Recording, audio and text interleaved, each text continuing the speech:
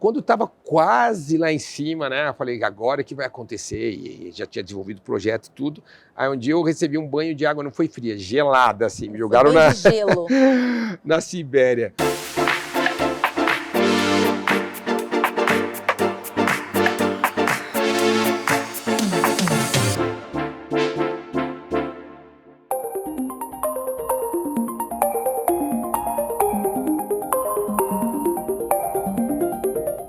Um dos grandes nomes da arquitetura brasileira, com uma atuação onipresente em São Paulo, Carlos Rossi, vem contar a história. Carlos, muito obrigada por vir dividir com a gente essa história de vida que dá o que falar, né?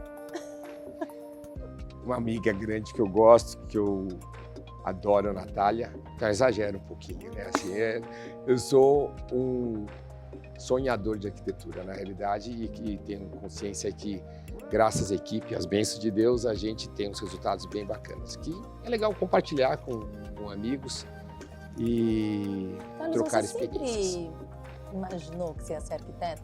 Isso vem desde criança? Eu sempre brinco que é uma certa culpa do meu pai, apesar da gente não ter nenhum arquiteto na família. Por causa desde que a gente era molequinho, na época ele trouxe aquele jogo Lego, com várias peças, então a ficar criando casinhas e etc, um monte de coisa. Acho que construção. eu acho que isso aí incentivou muito a criatividade. Tanto é que somos 3 irmãos, né?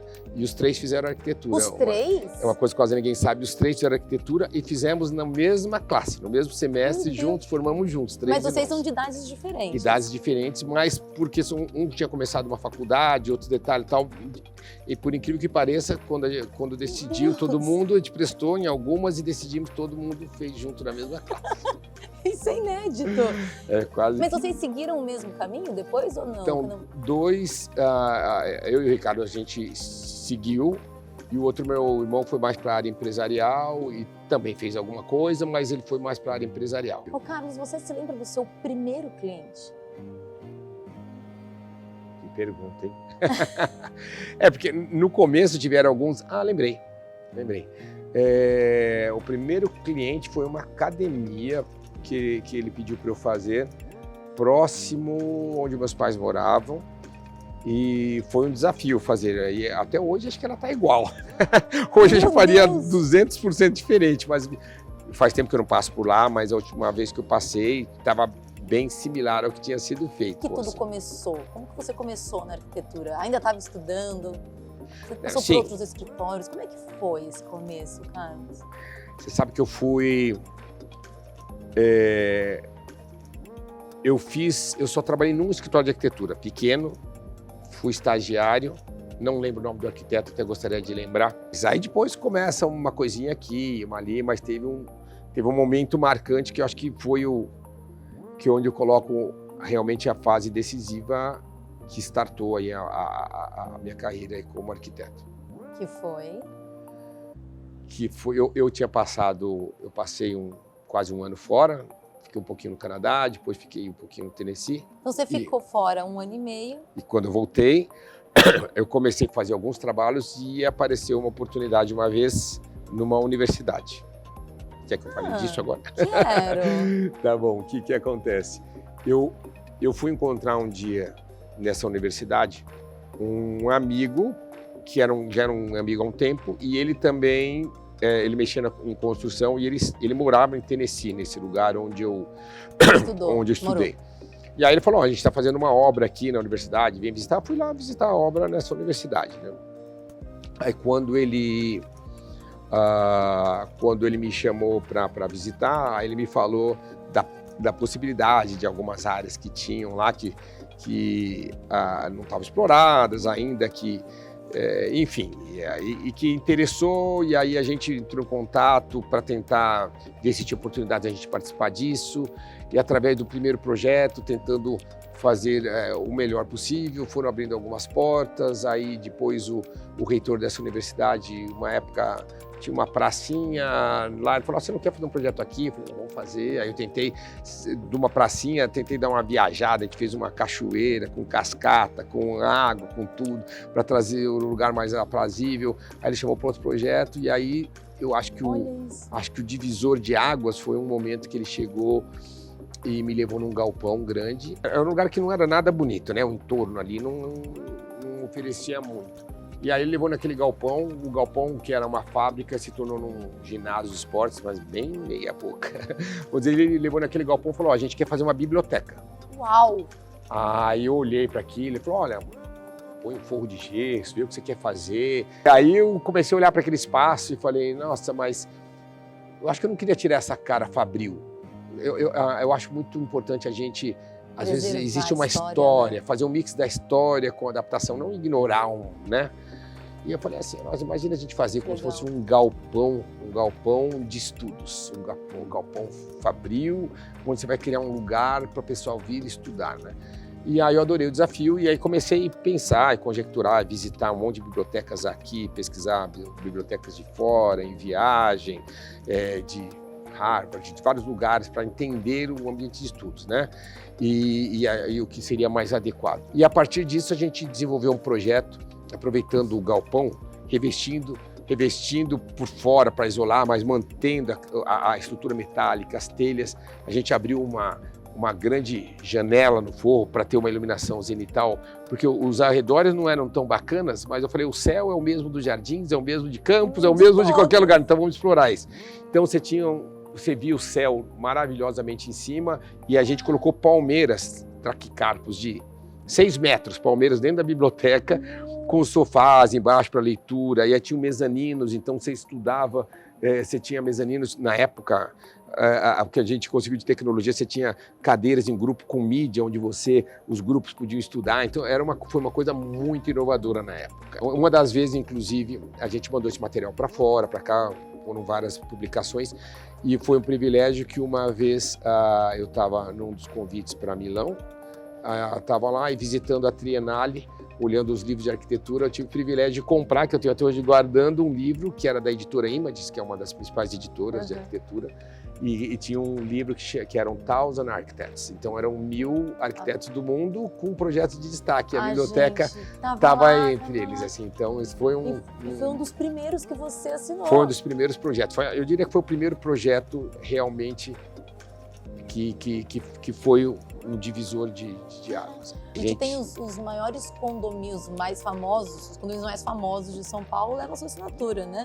A gente tem eu diria que é o segmento, tiveram Parque várias Global. oportunidades. Bom, e no decorrer disso a gente teve a oportunidade, tem vários projetos bacanas que eu tive o privilégio de receber a sua pessoinha, né?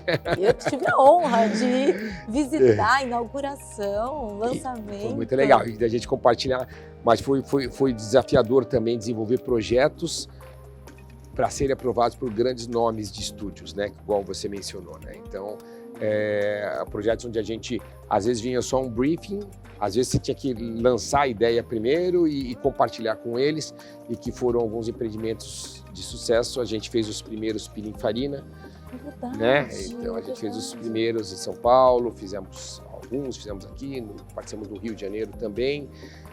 Lamborghini foi outro desafio, conforme você falou. Você, com algumas décadas de experiência, já deve ter surgido uns pedidos dos mais surpreendentes. Aparecem desafios, aparecem situações engraçadas, aparece um monte de coisa. Depois de ter feito essa biblioteca, que eu te falei foi divisor de águas, né? Aí eu acabei fazendo muitos projetos para essa universidade, inclusive de paisagismo externo. Teve um dia que me chamou uma pessoa, e quando eu fui ver ela era proprietária de uma incorporadora importante.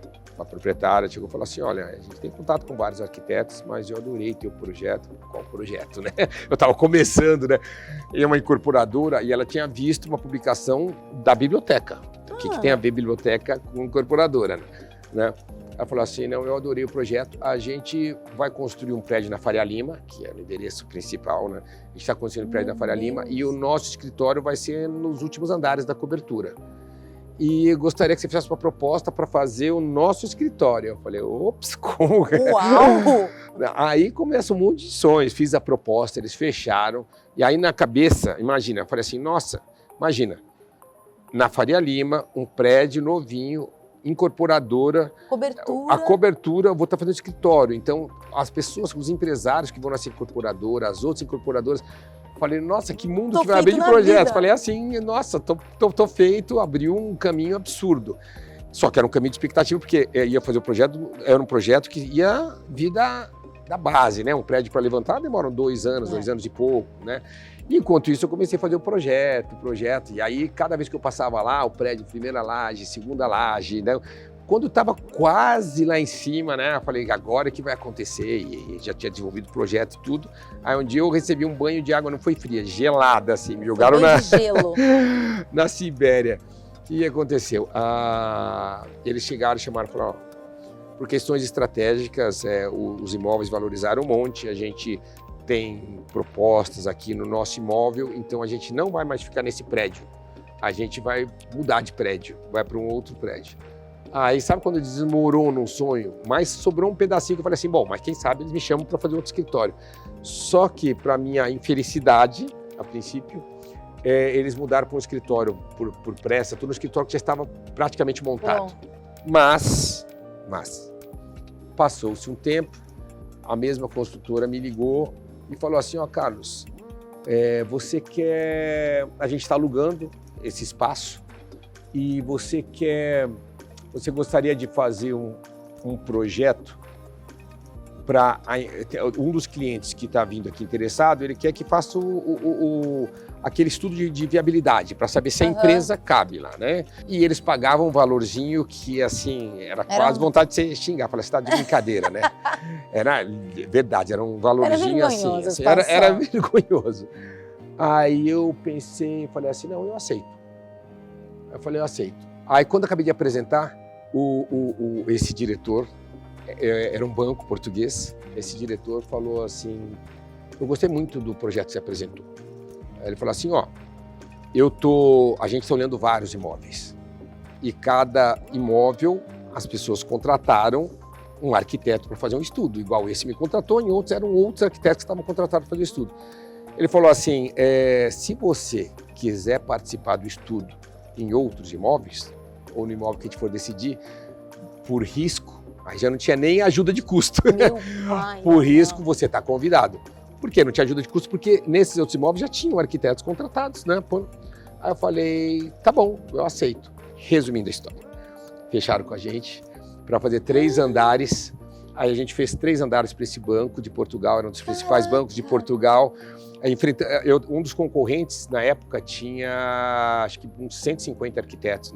E eu lembro que numa das reuniões perguntaram quantas pessoas tem no seu escritório. Ai, falei, agora eu perdi.